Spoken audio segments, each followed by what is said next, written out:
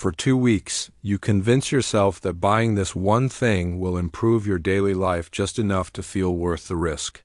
The research, reviews, and daydreams often deliver more excitement than the purchase because anticipation quietly compounds. A delivery alert can make your heart race even though the package itself changes almost nothing about your long-term path. You finally open the box, but the emotional payoff fades almost as quickly as the packaging hits the floor. The product works exactly as promised, yet the satisfaction you expected never fully arrives because the fantasy had higher volatility. This is not a rare mistake because millions of people repeat the same cycle without noticing the pattern over time. At the margin, we look at money through psychology because many financial decisions begin long before the transaction. Today we explore why your brain creates powerful cravings and then loses interest so fast, leaving many people buying more while feeling less. Most people think happiness comes from owning things, but the brain often runs a different calculation. The moment we want something, the brain releases dopamine, but that chemical is not the same as lasting satisfaction. Dopamine works more like motivation, pushing us toward what we still do not have. That is why waiting can feel strangely exciting because the outcome still holds endless possibilities. Once the item becomes ours, the mystery disappears and the dopamine wave slowly fades. Many people blame the product, even though the product was never the real problem. The real issue is expecting an object to deliver an emotional return it was never designed to provide. We expect one purchase to permanently change our feelings, even though the effect usually has a short time horizon. That helps explain why people keep searching for the next purchase, because they miss the chase more than the reward. Without noticing, that cycle can repeat for years, creating the real trap hidden inside modern consumer life. We regret some purchases because we often pay for a story about ourselves instead of the object sitting in the box. Most purchases are quiet bets that owning something will upgrade who we are over the long term. An expensive pair of running shoes can feel like buying the identity of someone who never skips a workout. A costly camera often promises a more creative life before a single photo is ever taken. A new desk sometimes feels like a shortcut to productivity, even though habits still decide the outcome. Products become symbols of the future, and symbols usually carry less volatility than real life. The package arrives, but our routines stay the same, and the expected transformation never compounds.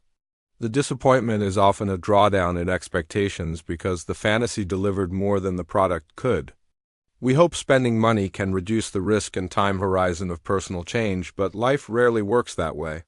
Real transformation usually comes from time habits and consistent action because none of them fit inside a shopping cart. A young professional in New York finally bought the luxury watch he had spent months chasing, believing it marked a personal milestone. Saving for the watch felt almost better than owning it because the dream carried more emotional momentum than the object itself. Wearing the watch brought a burst of pride, but that emotional high started fading within only a few days. A week later, the watch was normal, while meetings, bills, and workplace stress stayed exactly the same. The biggest change was his bank balance because the purchase never solved the problems he hoped to escape. Stories like this happen every day because human expectations often have a shorter time horizon than satisfaction. Modern culture celebrates buying things, but rarely gives equal attention to the emotional drawdown that follows. Social media captures the exciting moment while quietly skipping the ordinary week that comes after it. Many people keep treating purchases as solutions, even when they mostly provide temporary distraction from deeper worries. The more expensive the distraction becomes, the more costly the lesson about long-term happiness can be. Psychology has a name for this pattern, and it explains why satisfaction often has a surprisingly short time horizon. Humans are remarkably good at adapting, even to the things that once felt rare and extraordinary. The new phone and the new car slowly stop feeling special because the brain turns excitement into routine. Our brains quietly upgrade luxury into the new normal, and that adjustment happens with surprising speed. This is one reason higher consumption often struggles to create long-term happiness because adaptation compounds quickly. Many workers experience this after a large raise because the first feeling is genuine excitement. A few months later, the lifestyle expands and the original feeling of progress begins to fade. This does not mean people are ungrateful because the human brain is built to adjust to change. The same system that once helped survival can create a constant feeling of scarcity in modern consumer life. So the search moves to the next target, and the cycle keeps spinning with surprising consistency. The regret often gets stronger because many purchases quietly chase social approval instead of practical value. Sometimes we pay for the story a product tells about us more than the product itself.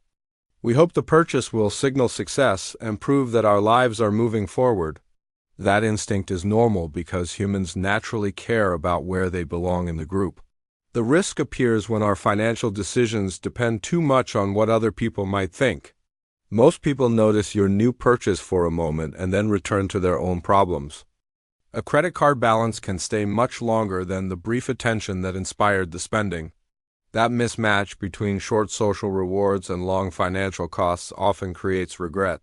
Fast validation can feel rewarding, but the financial consequences usually arrive on a longer time horizon. Looking back, many people realize the trade was less rewarding than they expected in the long term. The story is bigger than personal discipline because entire systems work to keep desire active over a long time horizon. Modern economies grow when spending continues, so feeling completely satisfied is rarely the most profitable outcome. Ads, recommendations, and promotions quietly compete for our attention by suggesting something important is always missing. If people felt fully content with what they already had, many industries would face a painful drawdown in demand. Consumer culture often sells hope more effectively than it sells the product sitting on the shelf. The promise is rarely about the object because it usually offers a more attractive version of ourselves. Hope can feel larger than the purchase itself because imagination has almost unlimited compounding power. The problem is that purchased hope often has a short time horizon and quickly fades after delivery day. Before that feeling disappears, another story arrives, inviting us into the next cycle of wanting.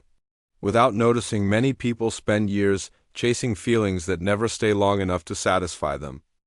Escaping the cycle often starts with a better question because every purchase carries a hidden reason beneath the price tag. Before spending money, ask yourself what problem this purchase is actually trying to solve. If the answer is comfort, it may have value, but if the answer is identity, it deserves a longer time horizon. Sometimes the better investment is not another product, but a habit repeated until it compounds. Many purchases are really searches for confidence, and products rarely solve that risk for long. Real confidence usually grows from small actions repeated over time instead of another swipe of a credit card. Buying things is normal, but mindful spending changes the relationship between impulse and long-term value. Clear values help us spend with intention and reduce the volatility of emotional decisions. Spending with purpose can reshape our relationship with money without promising a perfect outcome. The goal is not owning more things, but reaching a life with fewer regrets and a calmer long-term outlook. Maybe we regret some purchases not because the product failed, but because we expected an object to solve problems far outside its real value. Many of the things that improve our long-term quality of life require patience because no delivery box contains discipline, relationships, or purpose. Financial maturity often begins when we accept that every desire has a cost and not every desire deserves our time horizon. Learning that happiness has volatility and that purchases rarely match our imagination may be one of the quiet forms of wealth. Maybe financial freedom is less about buying everything and more about avoiding the drawdown of always needing something new. If this conversation changed how you think about spending, then perhaps the biggest return was not a purchase, but a different perspective. At the margin, we explore money psychology and small daily choices because compounding habits often matter more than dramatic moments. Looking back, what purchase taught you that owning something and enjoying something are not always the same experience?